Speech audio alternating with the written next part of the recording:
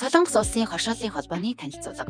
Солонгосын хамгийн том хоршооллын байгууллага болох National Agricultural Cooperative Federation буюу NONGHYOP нь 1961 онд байгуулагдсан бөгөөд өнөөдөр хөдөө аж ахуй, банк санхүү, даатгал, худалдаа зэрэг олон чиглэлээр үйл ажиллагаа явуулдаг томоохон байгууллага болжээ.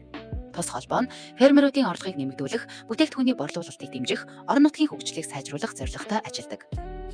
Айлчлалын үеэр хоршооллын салбаруудын уялдаа холбоо, дэвшилтэт технологи ашиглаж буй байдал фермерүүдэд үзүүлдэг үйлчилгээ нь ихээхэн сэтгэгдэл төрүүлсэн.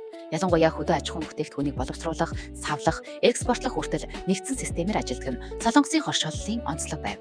Мөн хоршоолол нь зөвхөн эдийн засгийн байгууллага бус нийгмийн хөгжилд чухал үүрэгтэй болохыг энэ аяллаас ойлгосон. Фермерүүд хамтын хүчээр тогтвортой хөгжлийг бий болгож, орон нутгийн иргэдийн амьдралын чанарыг дээшлүүлэхэд хоршооллын байгууллагууд чухал нөлөө үзүүлдэг байна. Энэхүү аялал нь олон шинэ мэдлэг, туршлага өгсөн төдийгүй цаашид Монголын хоршооллын салбарт хэрэгжүүлж болох олон санааг олж харахад тус болсон үр өгөөчтэй айлчлал байсан.